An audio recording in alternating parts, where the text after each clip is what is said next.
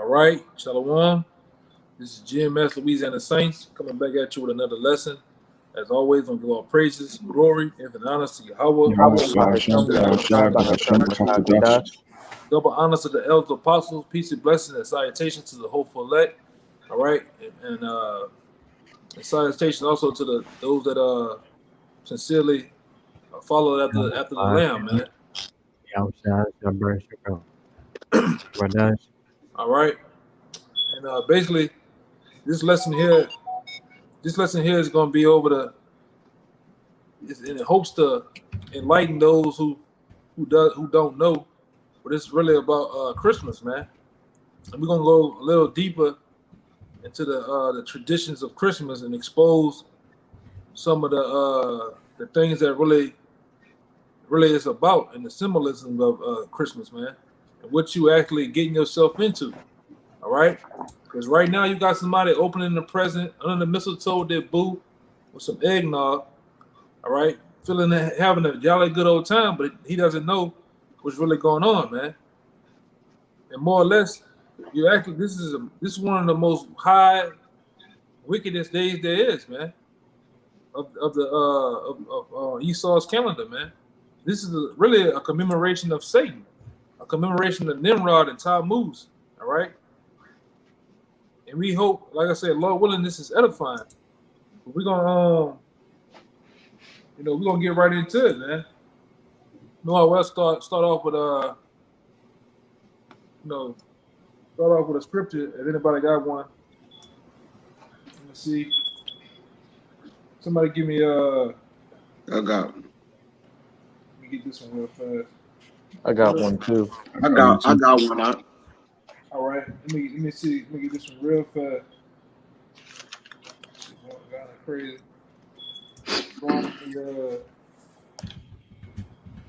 Give me Deuteronomy 32 and 16 and 17.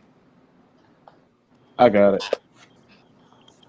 This is Deuteronomy 32, verse 16. They provoked him to jealousy with strange gods. With abominations provoked they him to anger. They sacrificed unto devils, not to the Most High, to gods whom they knew not, to new gods that came newly up, which your fathers feared not. Yeah, and that's ultimately Jake, man. Jake is on December 25th day. They're having a commemoration unknownly to Satan, man. All right, to the devil.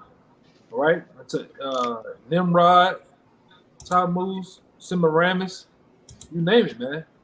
And a lot of them doing it knowingly, and a lot of them doing it unknowingly, man. And then when you tell Jake what's going on, they still buck up, still have a problem with you, man. All right, but we're gonna dive into it, man. All right, we got different we got everything set. We got different particular columns and sections gonna go on. The first one is gonna be pretty much over the winter solstice, man.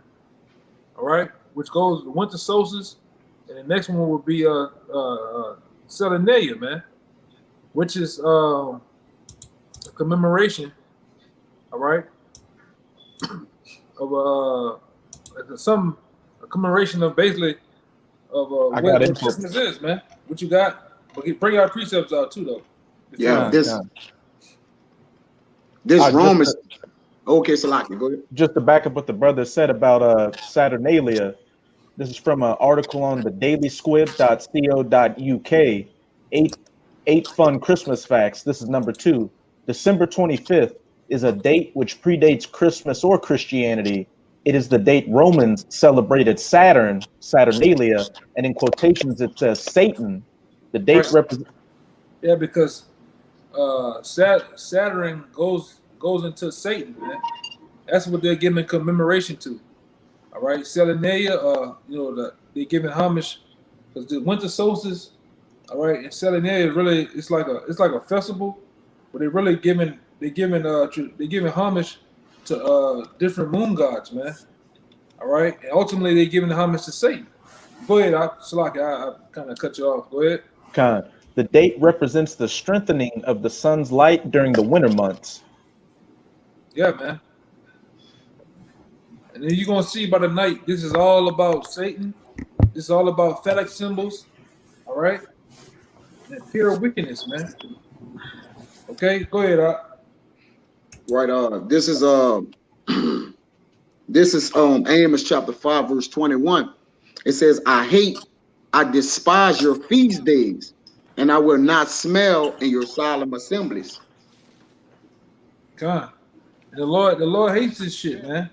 It's nothing more than wickedness. It doesn't hide the Lord. What does the Lord need with a Christmas, man?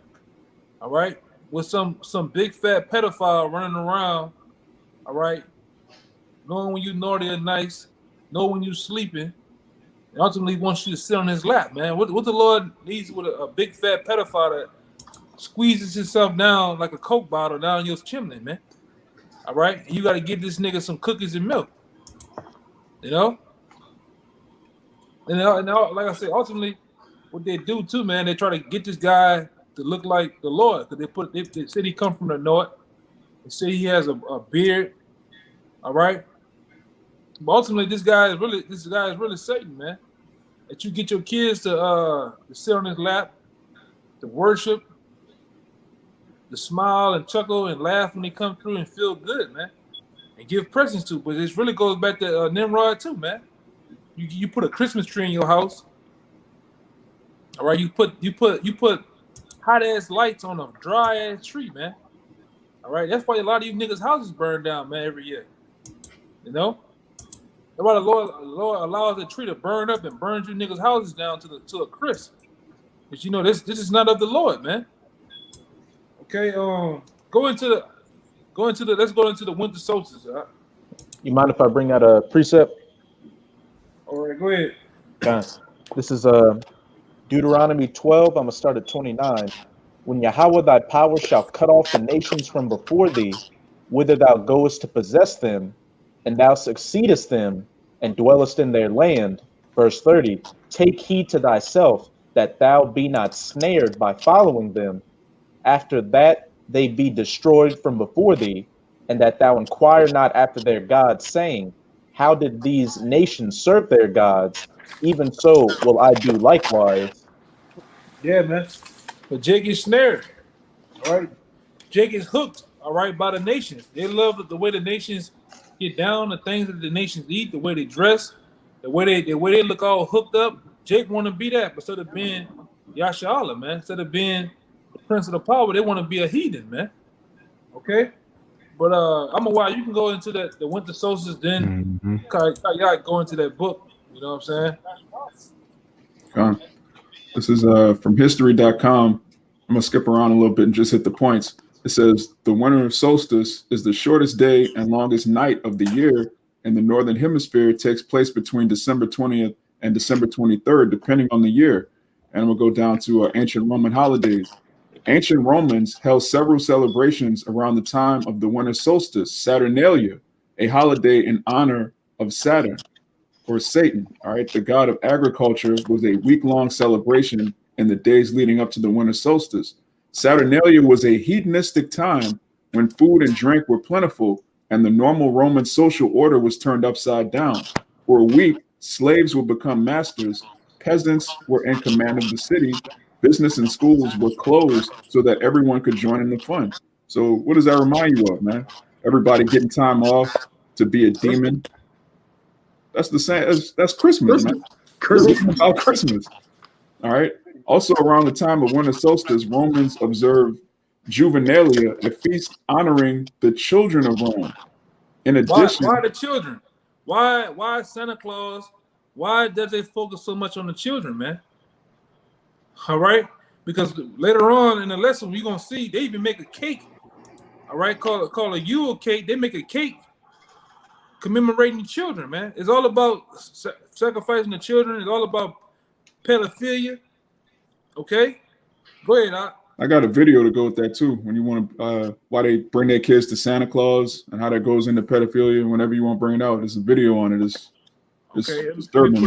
Put it up there real fast. Go ahead, put it up there. Let me share the screen. I got some with ceramics and tammuz. We're putting the gifts under the tree too. I also got that article on going into what they did during Saturnalia. Con. Play this real quick. Baal and Tammuz were worshipped by the ancient Moabites under the names Chemosh and Molech. We see that the names changed, but the worship remained identical. The ancient Moabites would celebrate a public child mass, a public child sacrifice during the winter solstice during December 25th. Building up to this most anticipated time of year, all the parents would compile long wish lists that they would like to see in the next year. Then they would bring the infants that were born within that year to the idol Chemosh or Molech. The priest of Chemosh or Molech would stoke large fires inside of the hollow metal idol of the deity. The parent would bring their child screaming to the lap of this deity and lay their child in the lap of Molech, who wore the Phrygian cap that we see that Santa Claus wears to this day, the same cap that Mithra wore. And they would lay their screaming child in the arm of this deity while they begin to profess their long list of desires for the year. Now, today we don't see that people are sacrificing their children to Molech, but we do see that they bring their screaming infants, their screaming children, and lay them into the lap of a complete stranger dressed up like a mighty one who they call Santa Claus. And this child is usually screaming their guts out because they're so afraid of this man, and they probably sense the darkness and the demonic forces that are at work. Children, infants, hate Santa Claus, and the proof is in the pictures.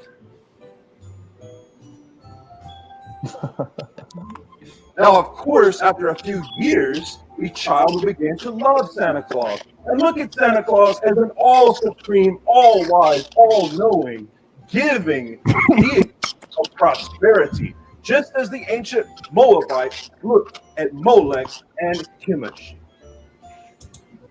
Yeah. So you heard what he said. Santa Claus wears that hat from Mithra, and Mithra is a sun god that they were worshiping on December 25th, which also goes back to Saturnalia. So all of these heathen deities are all mixed in together. That's what the Roman Catholic Church did. They just made an amalgamation of all of these different heathen. That's right, man. Let me finish up on this article and then give it to Kaya. It says, in addition, members of the upper classes often celebrated the birthday of Mithra. Mithra is a sun god. On December 25th, Mithra was an ancient Persian god of light. It was believed that Mithra, an infant god, was born of a rock. And later it says, in later Roman Empire, Mithra blended with Sol Invictus, which is the god of the invincible sun or unconquered sun. So this all goes back to sun worship. This is a bunch of pagan deities that go back to worshiping the sun and various idols, man. You're not to do this. This has absolutely nothing to do with Yahawashi. I got some killer info to back you up. Go on. That's it on that. You mind if I bring up this info real quick? Okay. This is from a website called Unexplained Mysteries. And I'm going to start where it says Baal worship spread throughout the known world. I'm going to start up where it says, as we discussed earlier, the celebration of December 25th goes all the way back to Nimrod, who eventually came to be worshipped as Baal. Baal worship spread throughout the known world and provided the basis for all other pagan religions. The following are just some of the pagan gods that had birthdays on December 25th. Mithras, Horus, Attis, Dionysus, the son of Zeus, Tammuz, Hercules, Perseus, Helios, Bacchus, Apollo, Jupiter, Sol Invictus, the unconquered sun. And we know from a past lesson, going back probably about a year or two ago, we told you how Jake loved to go to the Bacchus parade down here in New Orleans with the bull, and not knowing that's Bacchus is Satan, man. You know, and this when you break this down all in a nutshell, it all goes into Satan, man. This is Satan worship. All right, live and direct, right in front of the people, man. But do Jake give an ear? No. All right, and somebody give me your precept, somebody hold on deck, Mark 7:7 for me. I got you. But go ahead, somebody. He lagging. Yeah, he got a lag. All right, I got Exodus. You might have to put it on the. Can you say that Exodus 23:2? Okay. Want me to read it? Yeah, somebody get Exodus 22, 23:2. I think that's what he was trying to get. I got it. I read it for the brother. It says, this is the book of Exodus, chapter 23, verse 2. Thou shalt not follow a multitude to do evil, neither shalt thou speak in a cause to decline after many to rush judgment. And that's what all of these holidays are, man. Following multitudes to do evil. You have a lot of people that they know that this is wicked. When you go on Instagram, social media, Twitter, the information that we're bringing out is well known at this point, but Jake will celebrate it anyway because they like to follow a multitude to do evil. Oh, it's for the kids. Well, we just read that it goes into child sacrifice. So saying it's for the kids is wicked as hell, man. That's right. Yes, I got the Mark 7:7. And I got a precept too. Well, hold the Mark 7:7 on deck, and go into your precept, and then go into that book, and we're gonna get into it's still on winter solstice and Semiramis. I wanted to wonder about the orgies and shit, man. Come. Go ahead. You want me to bring that out or the week? Because the precept that I got is the weeping for Tammuz, which was gonna go into the Tammuz part with Nimrod that I had. I mean, go ahead. You got it. All right, come. This is in the book Fossilized Custom. It's the sixth edition by Lew White, LEW WHITE. It's the 6th edition, Fossilized Customs. This is under Nimrod's stuff and Santa disguise. It says, at the death of Nimrod, the wife or mother Semiramis taught the young Tammuz to go in the groves of the forests and place a gift on a tree at the winter solstice. This was an offering to his father Nimrod, who was now the sun. The custom of tying a yellow ribbon around an oak tree represents a prayer to the sun. At this point, branches of trees came to symbolize Nimrod also. So decorated pagan temples and homes with holly, bowls, and wreaths was the custom. Right. And I want y'all brothers to remember, because we're gonna go into the Christmas tree and we're gonna go into something called holly, man, which is really called red holly. All right, what symbolizes the colors of Christmas. All right, the red and the green. And we're gonna go into that in a little bit on what it actually symbolizes, man. You getting yourself, or you had yourself in something that you really didn't know about, man. All right, keep going out. It says the wreaths and branches twisted into circles, so the branches would be associated with the sun. Which I could grab a precept for that if you want, and then I also got that what you had wanted as well. Okay, go ahead. There's Ezekiel 8:14. Then he brought me to the door of the gates of Yahweh's house, which was towards the north. And behold, there sat women weeping for Tammuz. Right. And they still do it today, man. Weeping for Tammuz, man. And Tammuz is nothing more, Semiramis and Tammuz is nothing more than what you see in the Roman Catholic Church and these different churches of a baby Jesus in a woman's hand. All right. The scripture tell you that this man died at the age of 33. Why are you still worshiping the baby, man? All right. Why are you worshiping a baby when the man died at the age of 33 on the cross, man? Yeah. I'm showing you this is idol worship. All right. This is far beyond the knowledge of the people, what they're doing. They're just following tradition, man. Which your brother got that in Mark 7:7. Bring it out real fast. This Mark chapter 7:7. It says, "Howbeit in vain do they worship me, teaching for the doctrines, the commandments of men. Yeah, teaching for the doctrines, commandments of men, because Christmas falls on the commandments of men. All right, you know, and I'm gonna say this, Jake, it don't matter how broke Jake is, Jake have to do this, man. This is something that has to be done in the so-called black community, the so-called Latino community. I mean, nigga got two cents in there, and they're gonna find a way to get a present. They're gonna find a way to get that goddamn Christmas tree, man. Even if they gotta make one out of goddamn aluminum foil, man. They're gonna make a Christmas tree, man. I didn't see these niggas, man. I mean, spend their last just to have a tree, man. The bitch ain't got no lights, he ain't got no water for the motherfucker, man. And they got to have it, man, because it's the traditions of men. It's the Babylon, aka American way to do, man. And they'll look down on you if you're not down with the get down, man. All right. Got an image for you, Art. And I got a precept to back you up. I need real quick before that precept. I need to go on in the Saturnalia on the orgies. Con, I got you. You got it, Kate. I got the other information. This is Saturnalia, and back in the book Fossilized Custom. This page 31. It says Saturnalia, also called Paganalia. It was an ancient belief that the winter sun was slowly dying because it was seen rising further and further to the south each morning. Solstice means sunstop by December 25th. Let me make sure that's the right one.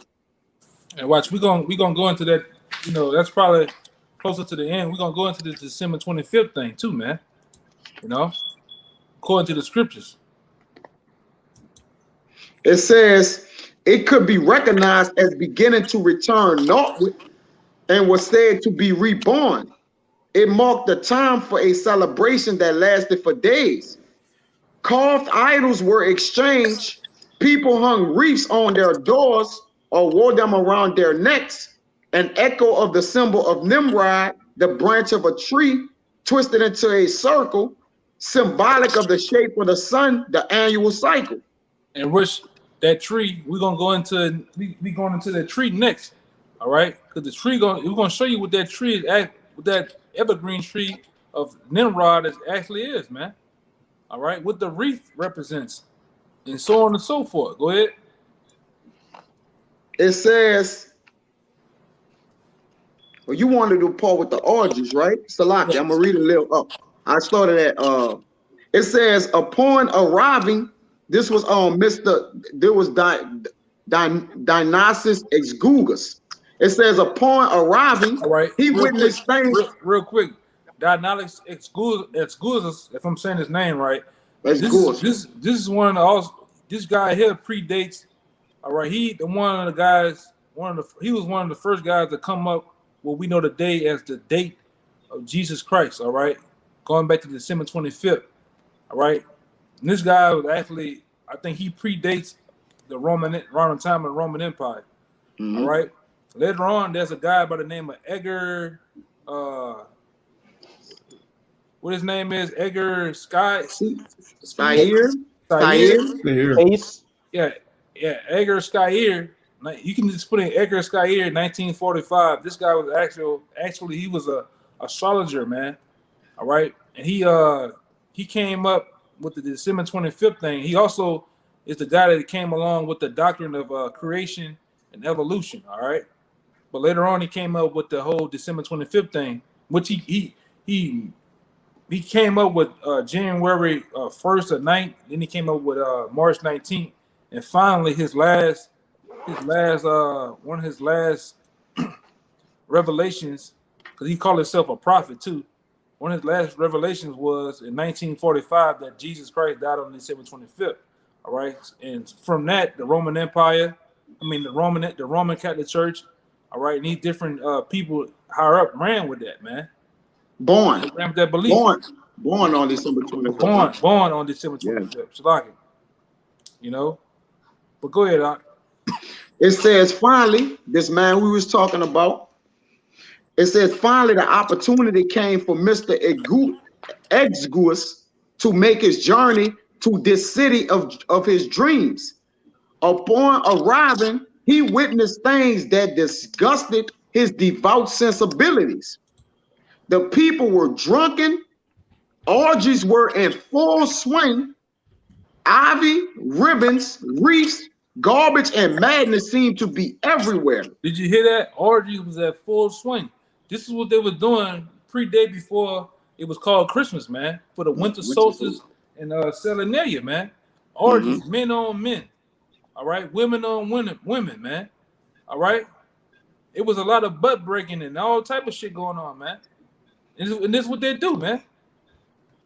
This is what they do, you know, and they still do it today, man. They still got Christmas parties, you know, in Atlanta and various other parts of this country where they get down with the get down, man. All right, they be slinging all type of corn up in there. All right. Dropping it like it's hot and everything, thank you else, man. Because this is what Christmas is about, man. You don't know about it, but this is what Christmas was and still is about, man. Go ahead, Doc. Right, all kind of orgy debauchery. It's a orgistic festival in ancient Rome in the honor of Saturn, man. It says he was pronounce this word Salaki, exasperated, Expatriated. Wait. Spell it again out.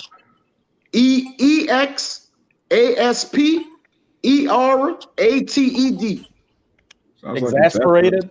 Exasperated. Exasperated. Yeah, I wanted to pronounce it correctly. He was exasperated at the spectacle.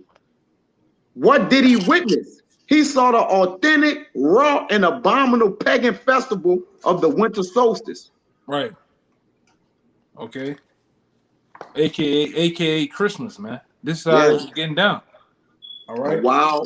A wild gathering involving excessive drinking and promiscuity.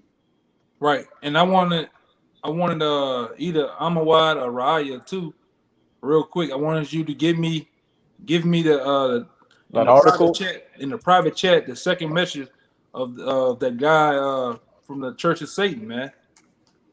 Anti-LaVey. Let's see what he say. I got it. It says the Messiah's birthday was never celebrated by the apostles or Yahawashi, so-called Jesus. In the Satanic Bible. And this is coming from Anti-LaVey, one of the high-ranking people of the Church of Satan, man. Okay, he's go ahead. Founder. Yeah, the founder of the Church of Satan. Go ahead. In the Satanic Bible, founder of LaVeyan Satanism, Anton LaVey writes that after one's own birthday, the two major satanic holidays are Walpurgisnachts, a formerly Christian holiday, and Halloween. Other holidays celebrated by members of the Church of Satan include the two solstices, the two equinoxes, Yule and Christmas. Yule and Christmas, man. And Yule just really goes, because the word Yule, and we're going to go into that in a little bit, the word Yule just means little one or child, man. And it was a sacrifice of children, all right? That's what Christmas is all about, all right? Pedophilia, all right? Sex worship, Satan. And this is a high holy day in the Church of Satan, man, with Anti-LaVey, man. Go ahead, Doc. That's it? Or you got a little more? That's it. Yeah, man. Now, y'all brothers bring out what y'all got, and we're going to move on to the Christmas tree, man. Con, I got some of that article dealing with going a little more into Saturnalia, and then I got a precept to back it up. All right, go ahead, Doc. This is from gqmagazine.co.uk, and the article's titled "The History of Christmas Sex." Going down to the section titled "Romans Gone Wild." For the Romans, 1 week at the end of December was reserved for merrymaking. From the 17th to the 23rd of December every year, the festival of Saturnalia celebrated the god Satan. There are many similarities between Saturnalia and Christmas, including using boughs of holly as decoration, giving gifts, and feasting. Like the office Christmas party, the end of a productive year needed to be celebrated in suitable style. The strict class divisions and stresses of being at the center of the ancient world was tiring, and frustration built up. Saturnalia was the perfect opportunity to blow off some steam. At the end of the year, Rome was the place to party. Social norms went out of the window as the city took on a carnivalesque atmosphere. Excessive drinking, feasting, cross-dressing, and orgies were commonplace. The Roman poet Martial published during the Saturnalia, as he felt that the liberal spirit caused by the festival made the licentious nature of many of his epigrams permissible. For 1 week, slaves wore pointy hats to signify them as recently made freemen, and they could partake in the same salacious behavior as their masters. Yeah, man. And the same thing goes on today, man. You jakes, all right, you heathens, you involve yourself in salacious, salacious goddamn entanglements, man. Licentious, Yeah, lascivious. there's all type of lasciviousness and shit be going on, man. All right, you know, you be peanut butter chasing, corn harvesting, and all type of other shit be going on, man. That's why the Lord's gonna destroy this place, man. And you jakes, you love this shit, man. You love to have it so, man. You can't do nothing without of it, man. You can't do nothing without the shit. You know, all about, you never about searching and looking up anything. You all about getting down with the festivities, man. You know? That was it on that. You got your precept, right?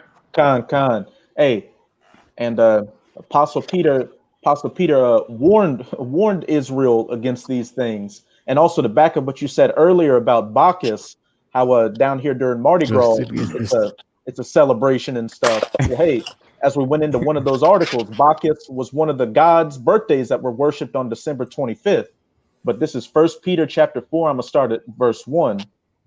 For as much then as Hamashiach had suffered for us in the flesh, arm yourselves likewise with the same mind. For he that suffereth in the flesh hath ceased from sin, that he no longer should live the rest of his time in the flesh to the lusts of men, but to the will of the Most High. Here's the point in verse 3. For the time past of our life may suffice us to have wrought the will of the Gentiles, when we walked in lasciviousness, lusts, excess of wine, revelings, banquetings, and abominable idolatries. That's Christmas, man. It's all the get-togethers and shit. You niggas be eating ham with the pineapple and cherry on top. All right? Niggas eating all type of just eating your ass off, man. All type of abominations and shit. That's what you do. Then you get somebody give me Zephaniah 1 and 8. You niggas get to dressing all funny and shit, funny ass outfits. The woman coming out you be at some of these Christmas parties and shit. You know what I'm saying? You've been to some of the Christmas parties in the past. All right. And when you was in the world, you see how the people get down, man. They get all drunk, get to drinking shit off each other, goddamn chests and shit, dressing up, niggas cross dressing, taking their clothes off, huh? Taking their clothes off, going and getting it in the back room. Yeah, all on the pie and salt and shit and the bleach, man. You just on the bleach, man. Going to town, man. But give me that Zephaniah real fast. This the book of Zephaniah, chapter 1, verse 8. It says, and it shall come to pass in the day of Yahawah's sacrifice that I will punish the princes and the king's children and all such as are clothed with strange apparel. Yeah, that's the people of Babylon, man. These are in a sense, man, these are the king of Babylon children. They're doing whatever they want to do, man. And they're dressing in strange apparel, man. You niggas, I mean, Jacob come in a sensible, calm party. They'll come in a party with a wig on, man. Fake breasts and shit, you know. But this is how you really are. This is how you really get down, man. You love the festivities, man. All right. These people love to get weird as they can possibly be for Christmas, man. Because this is the nature. This is the vibration, the wicked vibration of Christmas, man. You know. Let's get on. I had what you about? Yeah, I just had a few more points I wanted to make. I wanted to go into that word revelings in 1 Peter 4, verse 3. It's Strong's G 2970. Strong's G 2970, Comos.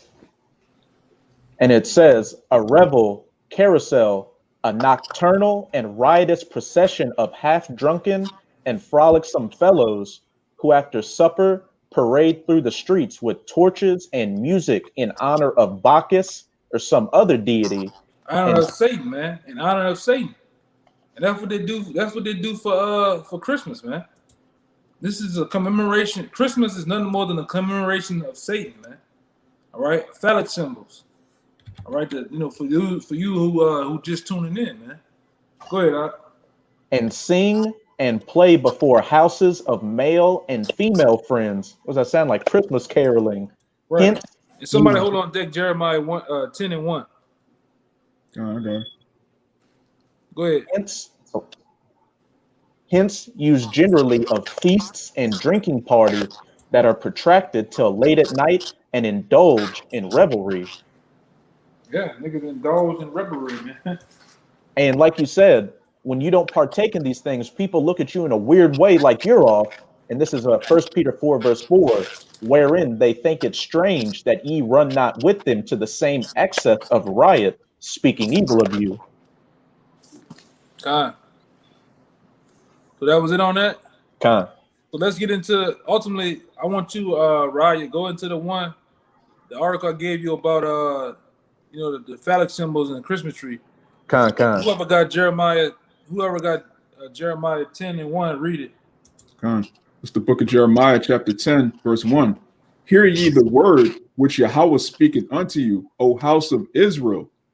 Thus saith Yahawah, learn not the way of the heathen. First off the bat, the Lord tell you, learn not the way of the heathen, man. Learn not the way of the heathen. But do Jake listen? No, man. Jake and Dog, hey, real quick. Somebody give me Psalm 106. Psalm 106 and 34. This Psalms 106. This Psalms 106 and 34. It says, they did not destroy the nations concerning whom the Yahawaah commanded them, but were mingled among the heathen and learned their works. And they served their idols, which were a snare unto them. Right. That's why you're in the predicament you're in today, man. Because of Christmas. Because of Easter. All right. Because of these various idols and so-called wicked days, man. All right. Sacrificing your kids. All right.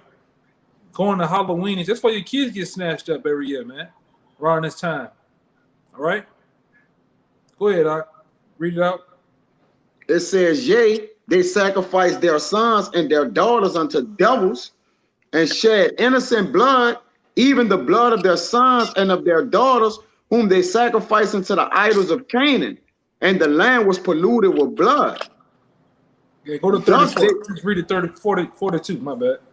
It says, thus were they defiled with their own works and went a-whoring with their own inventions. Therefore was the wrath of Yahawaah kindled against his people, insomuch that he abhorred his own inheritance. And he gave them into the hand of the heathen, and they that hated them ruled over them. Their enemies also oppressed them, and they were brought into subjection under their hand. Plain as day, man. Now go back to that other one. John, this back in Jeremiah chapter 10, verse 2. Thus saith Yahawah, learn not the way of the heathen, and be not dismayed at the signs of heaven, for the heathen are dismayed at them. And that goes back to sun worship, star worship, moon worship, which is, again goes into the solstices. Solstice, the winter solstice goes into sun worship ultimately. And it's going to continue. It says, for the customs of the people are vain, which the word vain means empty, worthless. For one cutteth a tree out of the forest, the work of the hands of the workman with the axe. Which is Lord, the Lord's this is predated back. You know, the Lord telling the time before it even was named Christmas. This is what they was doing, man. You know, he's giving you this is the old way how men used to go out in the woods and get trees, man. When you roll up when you roll your F2 or F250, all right, your Tahoe up in that yard with all them Christmas trees, somebody went out there and got those Christmas trees this way, man. For the ones who want to be simple, all right. Some man went got an axe and did what? God. It said, the work of the hands of the workman with the axe, they deck it with silver and with gold. They deck it with what? They deck it with silver and with gold. Real quick for Jake, put the Christmas tree up there, and we're gonna go into what this really is. What's really going on, man, with this Christmas tree, man? Let me put it up there for you. Let's get it. Yeah.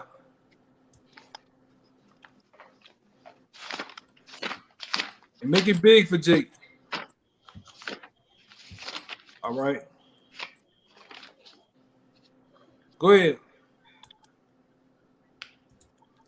It says, they deck it with silver and with gold. They fasten it with nails and with hammers that it not move. Right. Usually, what today they call it, the little tripod at the bottom that you screw in and put water in, so the tree don't topple over, man.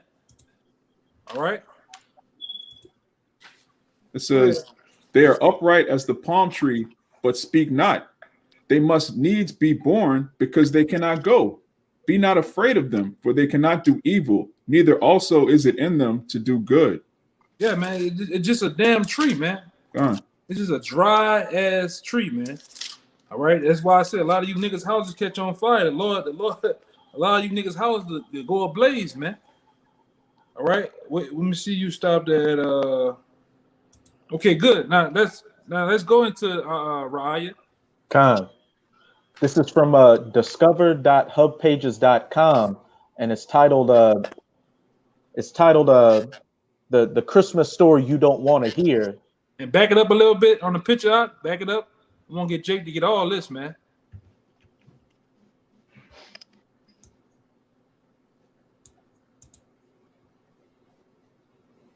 One more time. Back it up.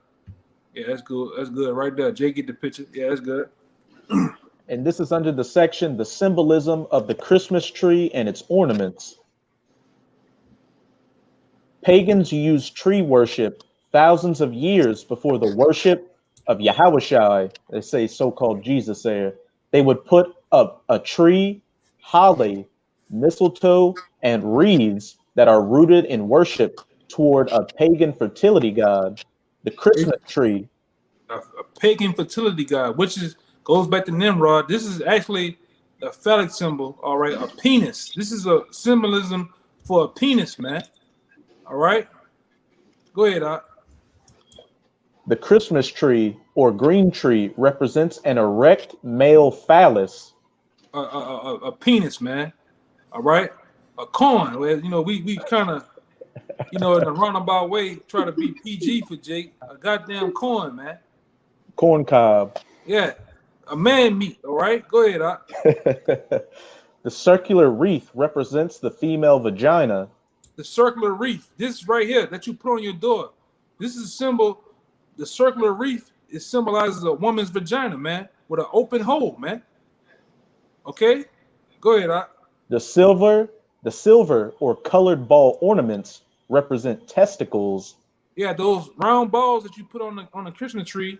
That's why I go back to Jeremiah 10. It said that deck it with silver and gold, meaning the different balls that they put on there represents the testicles of a man. All right, that's what the symbol.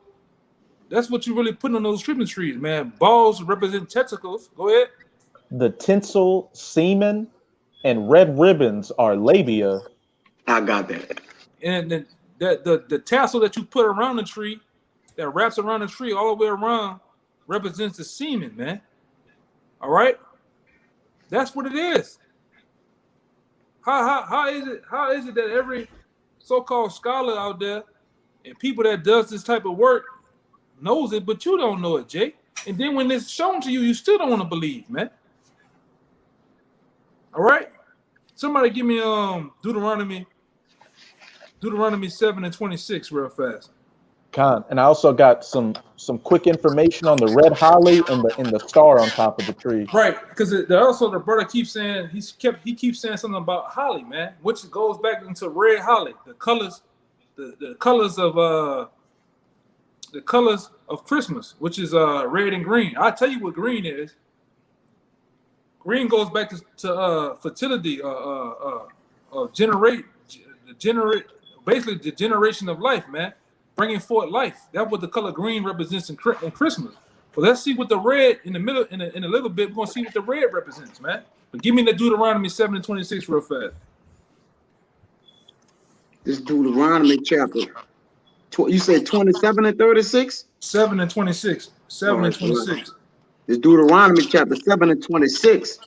It says, neither shalt thou bring an abomination into thine house, lest thou be a cursed thing like it. But thou shalt utterly detest it, and thou shalt utterly abhor it, for it is a cursed thing. Yeah, that damn Christmas tree, man. You bringing a damn erected penis in your goddamn house, man. And you decking it out, man. And you niggas sit there and get your kids to open up presents all up under that goddamn thing, man. All right? The Shih Tzu pissing on it and every damn thing else, man. The shit burning your house down. All right, and you niggas worship that tree, man. You don't want that tree to knock over. You don't want nothing to happen to that tree. And then you niggas keep it. You did they keep it all the way to February in the goddamn house, man.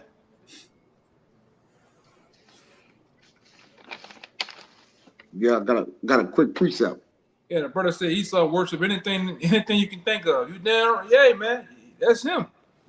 Anything that you can think of, Esau is about worshiping it. Anything, especially had to do with phallic symbols, man. All right, dogs, children. All right, you name it, man. Go ahead, I got one after you. I had a quick precept. Yeah, go ahead. This Wisdom of Solomon, chapter 15 and 13. It says, for this man that of earthly matter making it brittle vessels and graven images, knoweth himself to offend above all others. Right. And 15, for they counted all the idols of the heathens to be gods, which neither have the use of eyes to see, nor noses to draw breath, nor ears to hear, nor fingers of hands to handle, and as for feet, they are slow to go. Come. For man made them, and he that borrowed his own spirit fashioned them. But no man can make a God like unto himself. For being mortal, he worketh a dead thing with wicked hands, for he himself is better than the things which he worshipeth, whereas he lived once, but they never. Yeah, man, because it is what it is. It's a damn stone. It's a tree. Yeah. You know, because Jake, you know, Esau worship any damn thing, man. And Jake, you be right there to do it too, man. All right. Back in that Deuteronomy, inquiring how the heathens worship their gods. Right, I had one real fast too. It's Deuteronomy 12 and 2. It says, "Ye shall utterly destroy destroy all the places where the nations which ye serve possess serve their gods, unto the high mountains and upon the hills and under every green tree." You know, that's the one I had. Being a harlot. Yeah, man. And you niggas will love to have it so, man. You love this shit, man. Every time in the year you get all bubbly, you be ready to spend your last, man. And like I said, really this time of year is nothing more than a money grab for Esau, man. All right, these different companies are in the burgundy or in the red, and they get you niggas to go out and spend all this money on toys that ain't gonna even last to the end of the week, man. This old cheap China-made shit gonna be broken, toe up, kids and broke the shit all up, man. You niggas broke and miserable. You know, long faces and shit. And you gonna wait for the income tax money, man, so you can get it back popping, man. We know that, hey man, we've been amongst you niggas, man. We know the routine. It's a routine with you, man. You purposely go out there and have 2 and 3 kids just to try to get 12,000 back on the income tax, man. You gonna buy that motorbike for that nigga that you just met. You know, we know about you, man. You still got that damn Christmas tree in your house, man. Go ahead, let's go into You mind? What you about to get? Let me know what you about to get first. I'm just gonna get a quick info on the red holly and what the tree on the what the star on the tree represents. Yeah, get the red holly because I told Jake really the green is stands for regeneration, man. Bringing forth the life. All right, when it comes to Christmas, let's see what the red represents because it always, you know, the brother been reading a lot of things tonight and they kept bringing up holly. It's something. It's really called red holly, man. symbolizes the red color, the color theme in Christmas. Let's see what the red really is, man. This is back on the dailysquib.co.uk.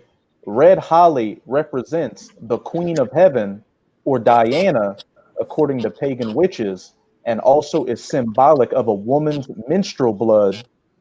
The What? Christmas Read it red again for Jake, man. Read it again. God. Red holly represents the Queen of Heaven, or Diana, according to pagan witches, and also is symbolic of a woman's menstrual blood. So the red in Christmas represents the red of a woman's menstrual blood, man. All right, you got the Christmas tree as the penis. You got the balls on the Christmas tree as the testicles. You got the tassel that goes around the Christmas tree that you put on that represents the semen, man. Then you have the wreath on the door represents the vagina. Now you gotta put the menstrual blood in that, man. This is what's going on right here, man. This is what's going on. All right, go ahead, Doc. The Christmas wreath made from holly is the vagina. Plain. That's plain, man. You mind if I get the? Go ahead, Doc. This is information on the star on top of the tree, and it's from gonzotoday.com. And the title of that article is like the occult origins of Christmas, something along those lines.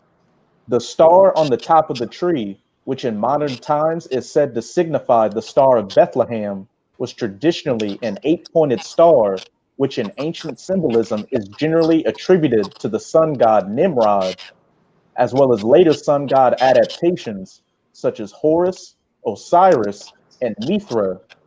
In cases where a 5-pointed variety is used, it is simply a feminization of the deity, as the pentagram is the ancient symbol of the feminine divine beginning, with Tammuz in Babylon, and later as Isis and Venus, etc., etc. The celebration of both the male and female divine, a transgender symbol, was the result of the overarching theme of the sun god being reborn to the mother goddess. Therefore, both sun and moon traditions are merged during the winter solstice. Right. So let's get this also while we on it, while we're going to finish it out. Let's get what the euro is. I don't know. I'm a why. Can you look up a euro cake? YULE cake. Yuli. And Kaya, because the brother messing up. Hold on deck. Jeremiah 7:18.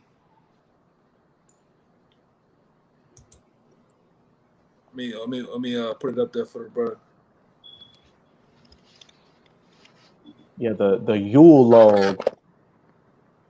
Oh. You already know what that represents. You don't even have to read it. Yeah, and it's got some red holly on it too. Yeah. Yeah, you ain't gotta. You just let your imagination. Run wild with this, man. Go ahead, Rock. You got it. You got the flow. God, I got two articles with information. The first is from earthwitchery.com. The Yule log. The Yule log, an ancient symbol of the season, came to us from the Celts.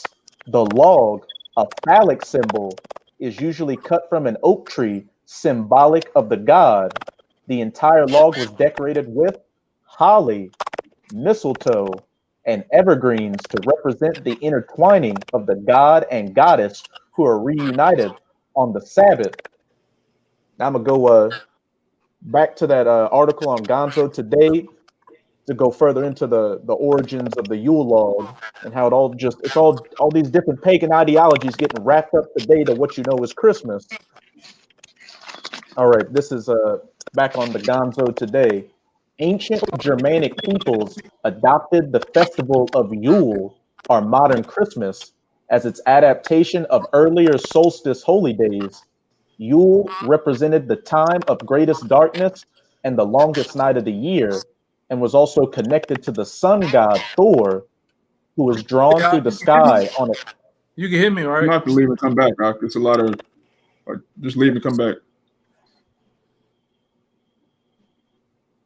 Yule represented the time of greatest darkness and the longest night of the year, and was also connected to the sun god Thor. And listen to this, who was drawn through the sky on a chariot drawn by goats, partly giving rise to the tradition of the Yule goat, as well as modern reindeer, Santa with his sleigh, and the reindeers led by Rudolph. In preparation of this long and cold night, the cities would burn massive tree to provide long-lasting warmth for the large crowds. This tree, called a Yule log, is also reflected in other traditions and symbolized as candles, chestnuts, night-long burning fires, and in modern times, strings of light. The Christian church adopted the Yule tree tradition by placing Oh candles shit. and trees to symbolize the burning of the Yule log. In addition to the Yule log, the Christian church adopted the entire tradition of Yule into its own observance 1600 years ago, called the Mass of Christ, which also included the Yule ham, the Yule wassailing or caroling, Christmas caroling, and other symbols. The Yule tree, or modern day Christmas tree, derives from a ritual to Thor in which humans, especially children, were sacrificed before the mighty tree of Thor.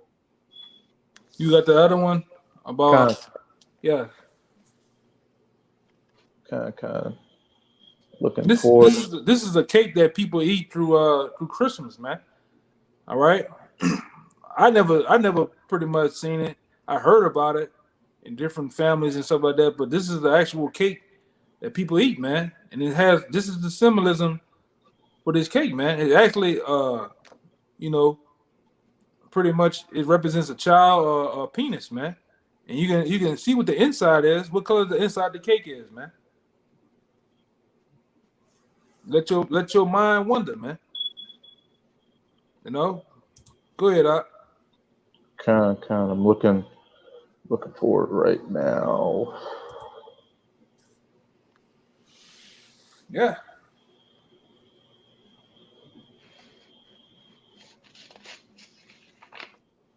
Real quick, I'll get that Jeremiah 7 and 18 while the brother looking for that, man. This Jeremiah chapter 7, verse 18. It says, the children gather wood, and the fathers kindle the fire, and the women knit their dough to make cakes to the queen of heaven, and to pour out drink offerings unto other gods, that they may provoke me to anger. Right, and this is one of the cakes, man. All right, that old thing that your mother and grandfather and your father used to do. They used to make cookies and put milk up there for Santa Claus, man. All this is for the Queen of Heaven. All right, all this is for really Satan, man. Even though they don't know, man, but this, because you're supposed to inform yourself on these different traditions and holidays, man. You're supposed to find out what it's all about, man. Just doing shit just to be doing it, man. All right. That's why a lot of you gonna get killed just on your ignorance, man. All right, just on your disbelief for things, you gonna get greatly put to death, man. You found it out? Con. Yeah, go ahead. It's back on that article on the unexplained mysteries of the world.com, and it says the very name by which Christmas is popularly known among us, Yule Day, proves at once its pagan and Babylonian origin. Yule is the Chaldee name for an infant or little child.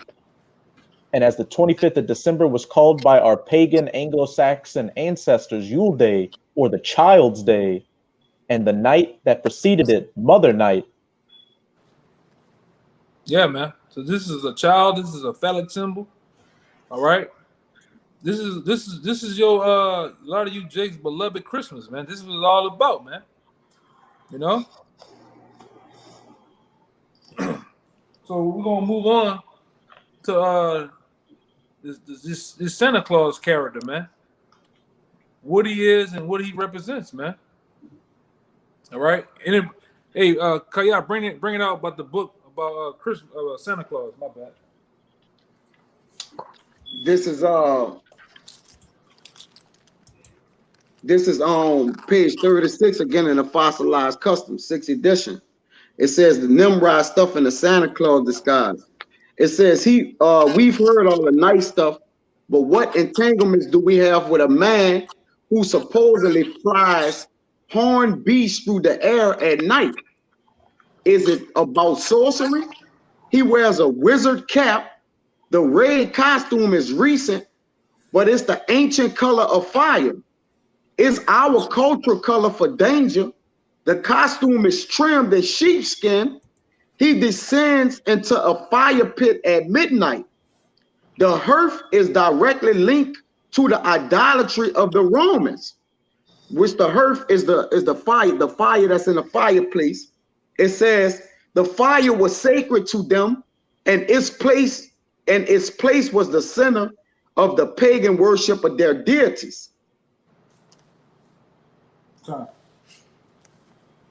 That was it on that? Yeah, that was it on that. The first you want me to get the other one? There was another one too, I think. And real fast, I'm a wide. You know what to pull up with the old Nick, man. Go on. Oh, okay. And I want before old Nick, I want to get what's the guy name is? Krampus. Let's go into Krampus. You want it right now, Ott? Yeah, if you got Krampus, go ahead. This is from the vintagenews.com. The story of Krampus, the horrific Christmas devil, Santa's horned helper. The Christmas devil. This guy's a devil, man. This is a similar. Satan is a symbol of Satan. I mean, Santa Claus is a symbol of Satan. That's what I want to say, man. And he has another name by the name of Krampus, man. All right, Krampus. Go ahead, Doc. All right. When we were small children, our parents all told us the story of Santa, but what about his horned helper, Krampus? Krampus is the half-goat, half-man creature that helps Santa deal with naughty children. According to European folklore, while Santa gives the good children gifts and joy, Krampus chases after the bad ones with whips and chains. There are many origin stories behind Krampus, whose name is derived from the German word Krampen, meaning claw. According to one of them, Krampus is said to be the son of hell in Norse mythology. Others trace him back to demonic creatures in Greek mythology, pagan rituals, the goddess Perkta, or Satan himself. What? Or Satan himself. Or Satan himself. And I'm a wild. Can you please give me a picture of Krampus? Krampus. Krampus. I put it up on the screen, man.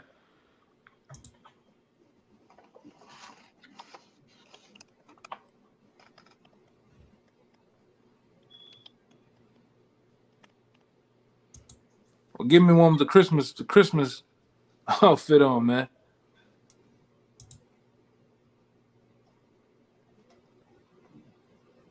This is all Satanism, man. You be giving your kids to this nigga right here, man. You know, anything else? You got some more? Yeah, from a back on that article to discover.hubpages.com, Santa Claus / Krampus. Santa Claus is a false god that attempts to take on the characteristics of the one true God. He is portrayed as an omnipresent and all-knowing being who judges by handing out blessings and cursings. Santa is known as the rewarder of good boys and girls. Before the 19th century, there was a beast-like creature named Krampus that was a companion to Santa who captured the naughty boys and girls and put them in a sack in order to eat them. Krampus eventually evolved into elves who made toys for children. Santa is a false god who has evil companions who carry out tasks for him. Yeah, and Santa himself is evil, man. Now, I'm going to ask you brothers on the comment board, you know what I'm saying? All you got to do is put in the comment in the chat, how many of you brothers ever heard of the saying growing up, Old Saint Nick? And this It's about 10 of you in there. Just tell me which one of you brothers ever heard of old Saint Nick, all right, or sisters, whatever like that. You ever heard that term, old Saint Nick?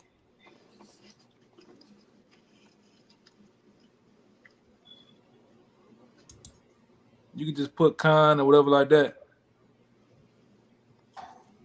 Jolly old Saint Nick. Jolly old Saint Nick.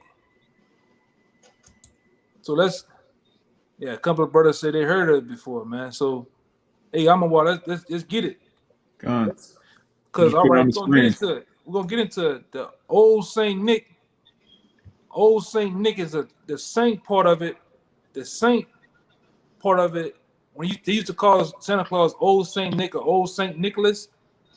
All right, the saint part was put in by the Roman Catholic Church to try to cover up what actually Saint Nicholas, old Saint Nick really is. The first terminology was Old Nick. So let's see, even in the dictionary, what Old Nick is. It's referring to Santa Claus. Go ahead.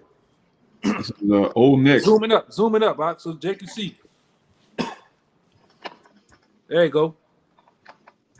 Old Nick, the devil, Satan. The devil, Satan. This is talking about Santa Claus, man. This is the name for Santa Claus, man. Old Nick, the devil, Satan, man. Ecclesiastical terms, informal, a jocular name for Satan, the devil, Satan. Judeo-Christian and Islamic religions, chief spirit of evil and adversary of the Most High, which is what Satan means. It goes back to the Hebrew word shaitan, which means adversary. Mm-hmm. Chief spirit of evil and adversary of the Most High, tempter mankind, master of hell. God. And it might flag us for this or take this video down, man. You know, but it is what it is, man. You worshiping Satan, man. Santa Claus is Satan, man. Okay. And it's another name for Santa Claus that directly tells you. It tells you that it's called Santa. Santa is SANAT. It's another reference for Satan. You can go look that up, man. That's another name for Satan. I think it goes back to East Indian. It's an East Indian name for Satan, East Indian name for Santa, but it tells you directly, just like Old Nick. This is Satan. Santa Claus is Satan, man. All right. Give me 1 Timothy's 4:1. Well, no, don't scratch that. Give me 1 Corinthians 10 and 20 and 21. This 1 Corinthians chapter 10 and 20. It says, but I say that the things which the Gentiles sacrifice, they sacrifice to devils and not to the Most High. And I would not that ye should have fellowship with devils. With Old Nick, man. All right, go ahead. Ye cannot drink the cup of the Lord and the cup of devils. Ye cannot be partakers of the Lord's table and the tables of devils. All right. All right. You up here kissing your boo under the mistletoe, all right, eating cookies and ham, all right, stuffing and all that shit. You're participating, all right, with the inner workings of Satan, man, with devils, man.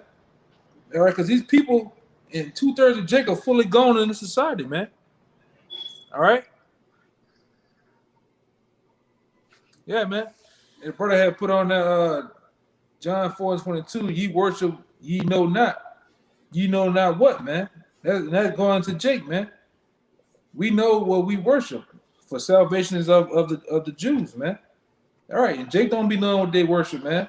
What they really be into, man. You really into some satanic, demonic, freakish, devilish shit, man.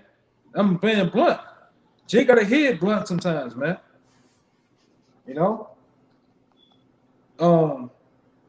Y'all brothers want to go into the what it is?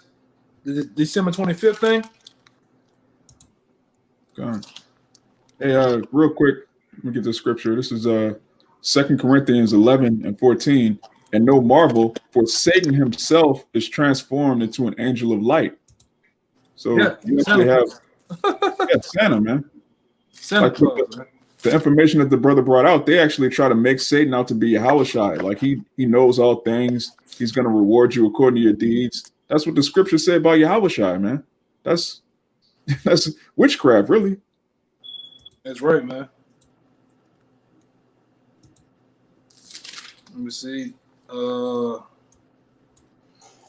Straight to the point. We have to get to. I'm gonna precept. Hey, go ahead. I'm trying to find some. There's wisdom of Solomon, chapter 14, verse 27. It says, "For the worshiping of idols, not to be named, is the beginning, the cause, and the end of all evil." Man, Yeah, break it down. right? It says, "For the beginning of worshiping is the end." Is basically it have us in this position that we're in today. Because it tell you in 1 Corinthians 12:1 that remember that we was once connected to dumb idols. Grab that for me. That 1 Corinthians 12:1. We once idolized these idols, man, but the itinerary is to come from under them, man. You see, we have repented and came back from our wicked deeds and ways, man. All right, celebrating ceremonies, you know, certain things when children were sacrificed. We don't know, Jake don't know what he engaging in, man. The things that he's doing. Jake just think it's Christmas, man. I'm just getting presents for my kids. But you worshiping into ancient deities, man. You got it, Amawai? I got it. Go ahead. 1 Corinthians chapter 12, I'm gonna start at 1. Now concerning spiritual gifts, brethren, I would not have you ignorant that ye know that ye were Gentiles, carried away unto these dumb idols, even as you were led. Yep. We was carried away to them dumb idols, man. And the reason why they dumb, because they can't move, go, they can't hear, speak, nothing, man. You're not supposed to worship nothing but Yahawah, bahasham, Yahawashi. That's it. All right? That's all we ought to serve. For there's no other gods but he. So everything that you serve, that's why he said, I hate your wicked feasts and solemn assemblies. Because in your feast, what you do, you basically do what? You eat wickedly, all right? You sacrifice it, because feasts are sacrifices unto the Lord, man. That's why we have the feast of dedication, all right? We have what? High holy days, because those are dedicated to us as sacrifices to the Most High, which the way we send sweet saviors up. Go ahead. And it's also an unholy assembly. You gather with a bunch of people that don't believe in the Lord. Yep. Which we already, we know you're supposed to. We're supposed to the way, like when we congregate, we didn't let the heathens come up with us. Deuteronomy 16:16. Who came up? The children of Israel. All right. We didn't let heathens partake in our sacrifices with the Most High, man. You got it, bro. Right. Yeah. So going back, Kaya, give me that guy once again that came up with December 25th back in the time of the Roman Empire, and bring out that other guy, Edgar Cease. He's however he says his name. C-A-Y-C-E. All right. This is Dionys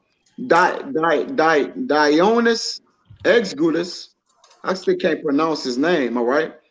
It says he wrongly dated the birth of the Mashiach according to the Roman system, i.e. 754 years after the founding of Rome, as December 25th, 753. He's also known as the inventor of the Anno Domini, dating which is used to number the years of both the Gregorian calendar and the Christianized Julian calendar. Now I'm gonna get in a book where I had it at on him real quick, Doc. Like I've been jumping around.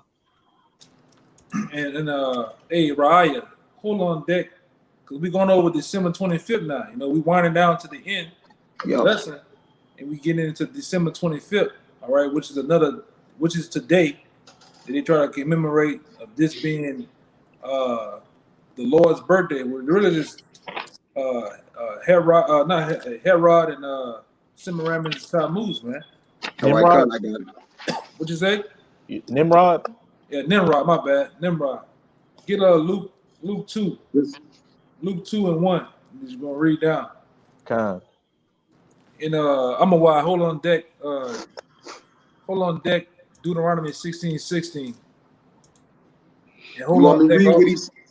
hold on deck also. Songs of Solomon 2:10 and down to 12. All right. And I'm a why also. While you getting that, get that scripture about Abel.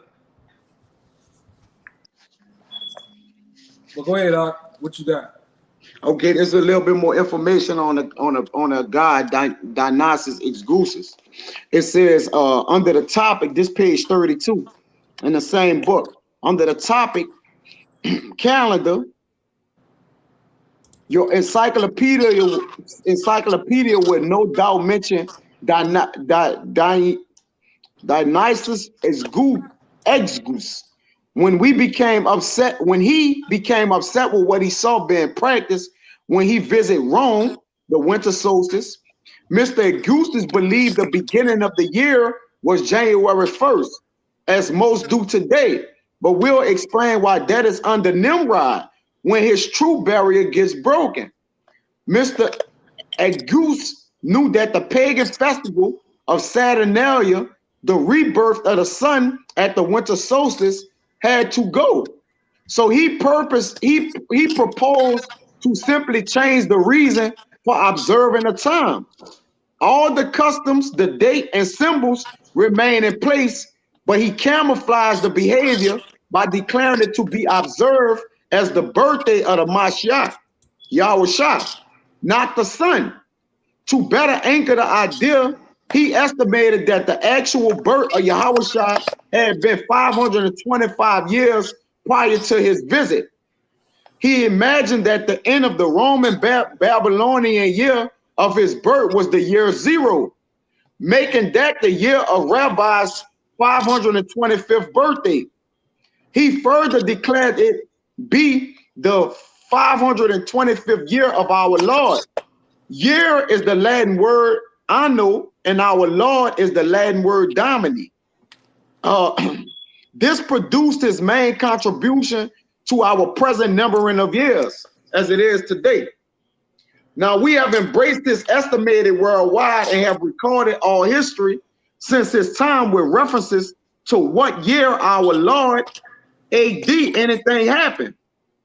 So basically, it's going to tell him changing the times due to the things he saw taking place at the winter solstice under the Roman calendar, because he wrongly dated the day of our Lord. He wrongly dated the birth of the Mashiach Yahawashi going back to December 25th, 1753. This during the Roman system of the Roman calendar. You want to say something, bro? No, I'm good. Okay, so what he's doing here, he altered the years because of what he witnessed at the winter solstice that led up to the he changed the reason for the observing of the time. So he altered the years on the Roman calendar. That's why the time is all fluctuated right now. It says there had never been anyone thinking it was the year 524. Besides, this idea had not yet been established. He referenced everything that happened before the birth as before Christ, the term BC. Since the time of Exgusus, scholars have refined the accuracy of his estimate. It turns out that he was 5 years off and should have determined that year as 530 AD. But I don't want to keep going into it because, you know, it goes on and on about the birth. But it shows that, you know, it goes into also saying that the 21st century is 1996 AD. We're showing the time is inaccurate. But you got it, Elder. But see, it's easy, man. When you read and divide the scriptures, it's easy to you to find. And it really is not even important. All right, but if you got to go there, you can go there. Really, you know, the timeline of them putting December 25th is all off, man. Why would the Lord be born? All right, why would the Lord be born in the wintertime? All right, in Bethlehem, in Bethlehem is a harsh winter, man. All right, why? Also, you know, the Lord represents life, man. Everything that comes up, everything that happens in December is it dies off. The trees die, the grass is dead. The Lord represents life. All right. That's why he was born in the springtime. All right. Yeah, it is right here. It got in the book right here. Okay, go ahead. Let me jump down. It says the real truth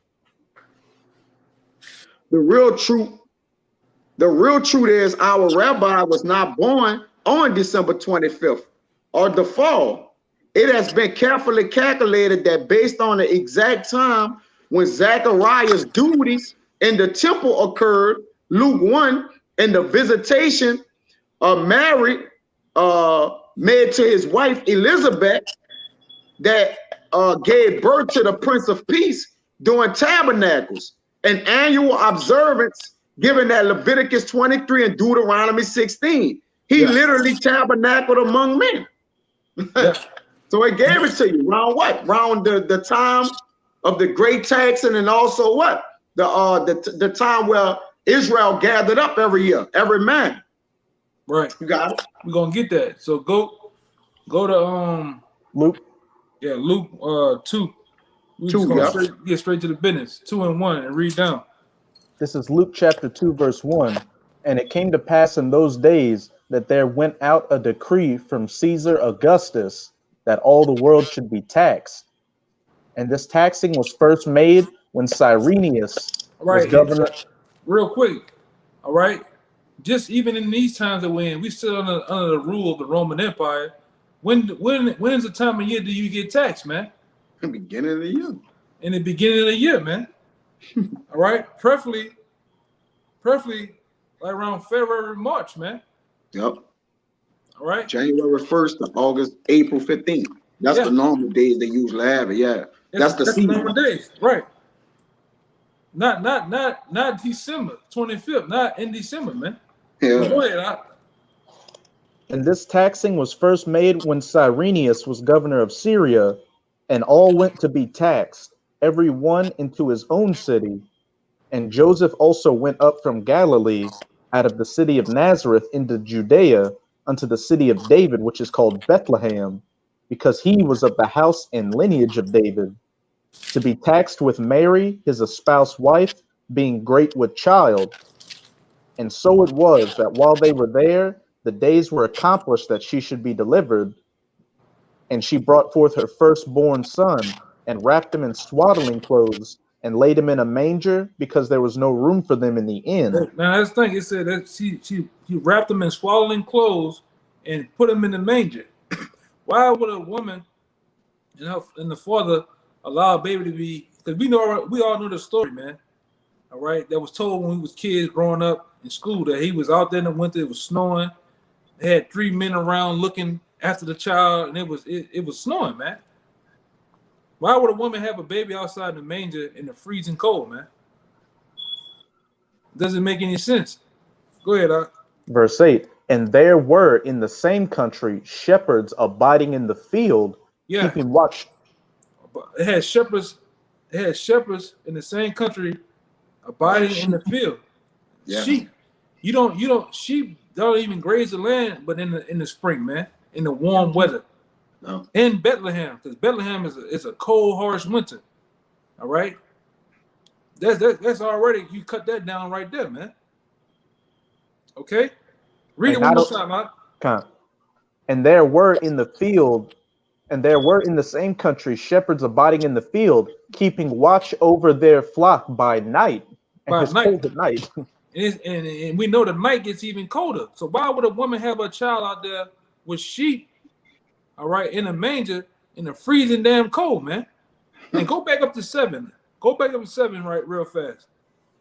And she brought forth her firstborn son, and wrapped him in swaddling clothes, and laid him in a manger, because there was no room for them in the inn. And why was there no room for them in the inn? Because this is around the time of the Passover, man. Yep. Israel congregated. Yep. Yeah, so many Israelites that came. Somebody give me for example, give me Acts 2, man. All right. You got it, what? I'll get it. I want when you get that out, I want you to jump back to Deuteronomy 16:16, man. It's the book of Acts, chapter 2, verse 1. And when the day of Pentecost was fully come, they were all with one accord in one place. They did what?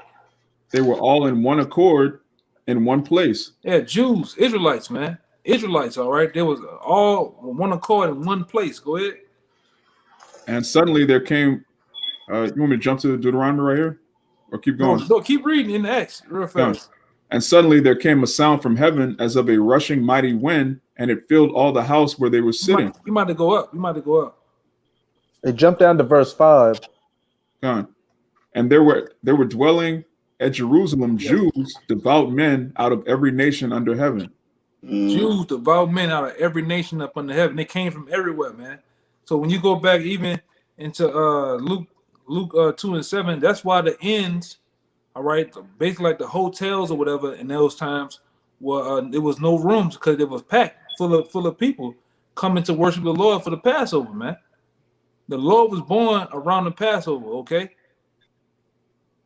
Okay? It was nations of Israel too.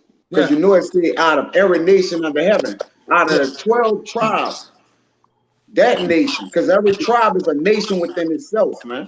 Yeah, it says devout men. Only Israelites are devout. We're the only people that made a vow to the Heavenly Father. Right. Yeah. So, now go to Deuteronomy 16:16 real fast. Right? It's Deuteronomy 16:16.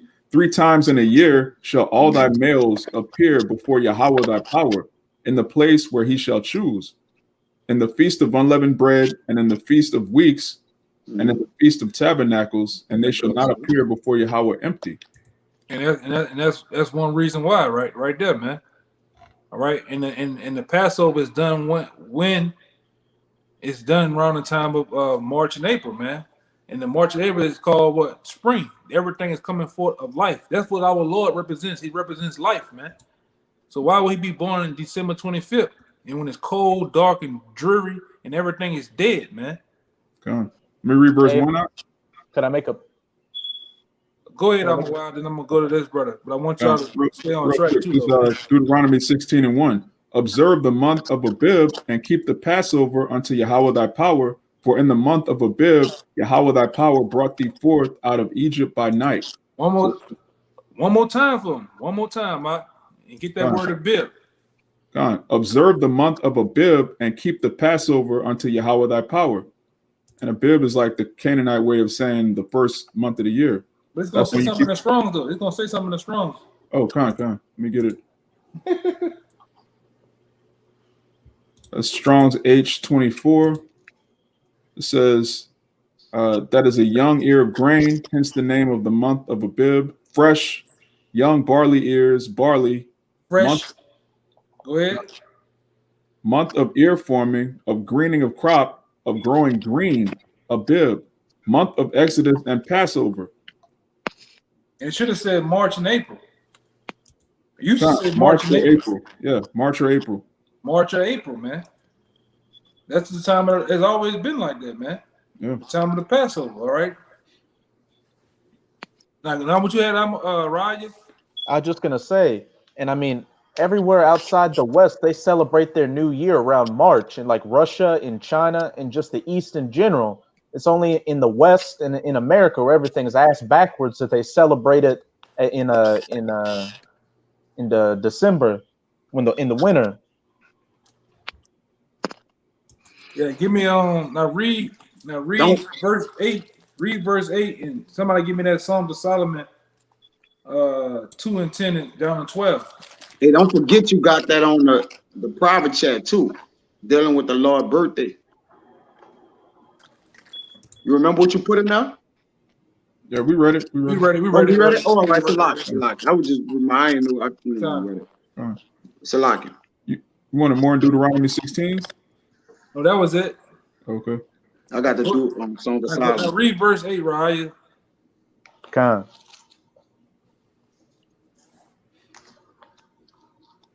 This is Luke 2, verse 8.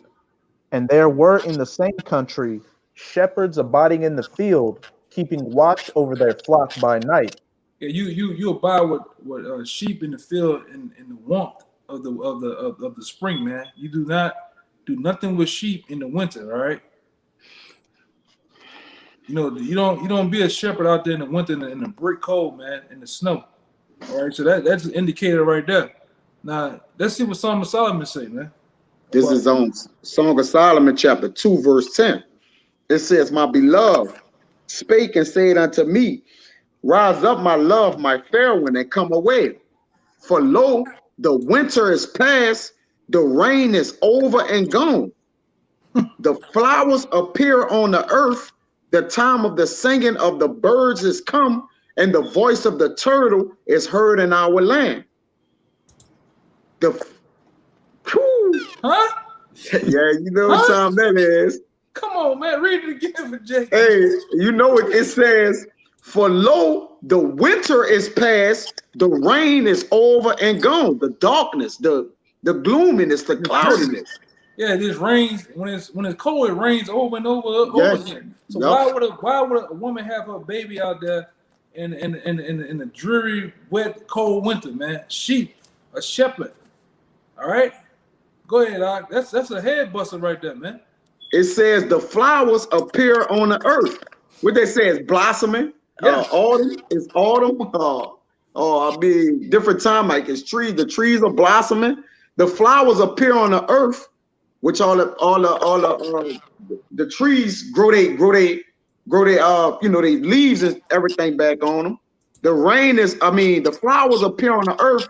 The time of the singing of the birds is come, and the voice of the turtle is heard in our land. Yeah, man. That's what's going on. Life, man. The things that's bringing forth life. That's when the Lord was born, man. I'm gonna keep doing. The fig tree putteth forth her green figs, and the vines with the tender grape give a good smell. Arise, my love, my fair one, and come away. Come. You know? Yep. So it's easy to debunk and shoot down the December 25th thing, man. You know? Which we can go more, but you know, through the length of the video, we're gonna probably just y'all brothers had anything else before we get out of here? Real quick. It's 1 Corinthians chapter 5, verse 7. "Purge out therefore the old leaven, that ye may be a new lump, as ye are unleavened. For even Hamashiach, our Passover, is sacrificed for us." So Yahawashi is our Passover. And when is the Passover? It's the first month of the year, man. The spring. The first day. The first day of the year. Yeah, you know. And give me that one before we get out of here. How it shows that the Lord, it says something about the 11th hour, that the Lord coming back as light or something like that. I'm roughly paraphrasing. Because the Lord represents life, man. You know, that's the one that comes to my mind. This is Matthew chapter 20. I'm going to start at verse 4. "And said unto them, Go ye also into the vineyard, and whatsoever is right I will give you. And they went their way. Again he went out about the 6th and 9th hour, and did likewise. And about the 11th hour he went out, and found others standing idle, and said unto them, Why stand ye here all day idle? They said unto him, Because no man hath hired us." And this goes into the parable of the vineyard. So there's going to be men coming in at the last hour. So let me jump down. It says, "And when they came, they were hired about the 11th hour. They received every man a penny." Right. And they also, it's a roughly paraphrase, is one where basically it just shows, man, when you have an actual clock, you have the 12th hour, you have the 6th at the bottom, you have the 9th hour. All right, we've been in a time of nothing but darkness. All right, you have a time on the clock where it gets to 3 o'clock, all the way down to 5, 6 o'clock, it gets dark. All right, when you start going into the 10th, 11th hour, what happens? Dawn and light start to come back again. So that's the Lord, man. You know, that's just a representation I'm just putting out there to show you that the Lord wasn't born in December, man. He was born in the time of light, bringing forth things budding, sunny spring, man. All right, and these Edomites out there, they came up with the the whole notion of December 25th, man, for their own wickedness. All right, they wanted everybody to get down with the different traditions, man. All right, so with that, You know, we hope this lesson was edifying. It was pretty lengthy, and we knew it was going to be like that, but the information had to come out, man. All right. Hey, the brother Adrian Collins, man, we're gonna be out there tomorrow, man. So, Lord willing, we see you, brother. All right, but with that, man, we'll give all praises, glory, and infinite honor to Yahweh. Double honor to the elder apostles, peace and blessing and salutation to the hopeful elect and the sincere out there. Until next time, Shalawam. Shalom.